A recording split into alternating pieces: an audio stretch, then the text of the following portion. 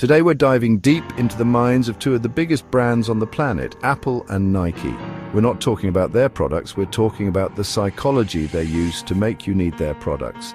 They don't sell products, they sell addiction. They've hacked into your brain using 3 dark psychology tricks. And once you see them, you can't unsee it. Think you're immune? Think again. Let's go. They don't sell products, they sell addiction. Apple and Nike hacked into your brain using 3 dark psychology tricks. And once you see them, you can't unsee it. First up, we're infiltrating the church of Apple.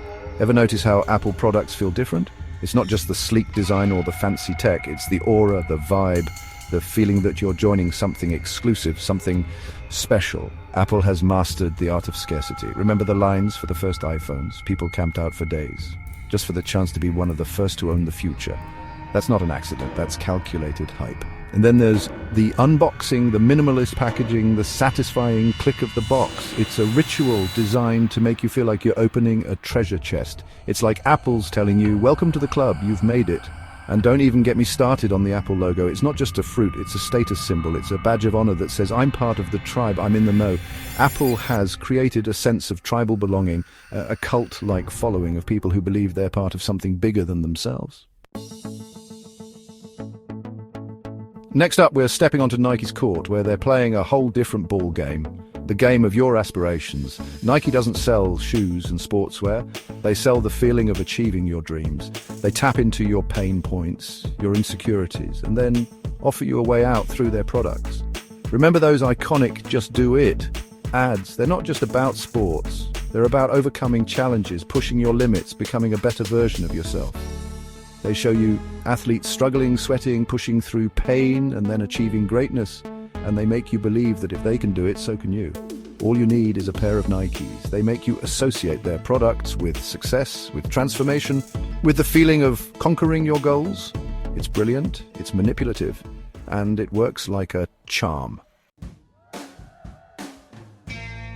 And finally, the piece de resistance, the masterstroke that keeps you coming back for more, the infinite upgrade loop. Both Apple and Nike have totally mastered the art of making you feel like you're always one step behind. As soon as you buy the latest iPhone, there's a new one announced with a slightly better camera and a faster processor.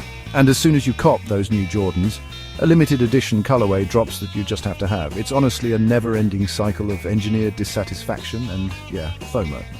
The fear of missing out. They create a dopamine rush with each purchase, but that rush is so fleeting. You're constantly chasing the next high, the next upgrade, the next dopamine hit. It's like a drug, and they're the dealers. They've hooked you on the feeling of novelty, of having the latest and greatest, even if it means spending way more than you can actually afford. So there you have it, brainwaves. The truth behind the logos, the marketing, the hype. Apple and Nike have created an empire by hacking into your brain, exploiting your deepest desires and insecurities. They've turned us into consumers, always chasing the next upgrade, the next dopamine hit. Result? You spend $1,000 on a phone that costs $300 to make. You buy Air Jordans instead of actual stocks. Smart? No. Engineered? Absolutely. But now that you know their game, you can choose to play differently. You can choose to be conscious consumers, to buy what you need, not what they tell you to need. You can choose to invest in yourself, in your future, instead of feeding their bottom line. Now you know their playbook. Will you keep playing? Drop a money bag emoji in the comments if you've ever fallen for this. It's time to unplug your brain and think for yourself.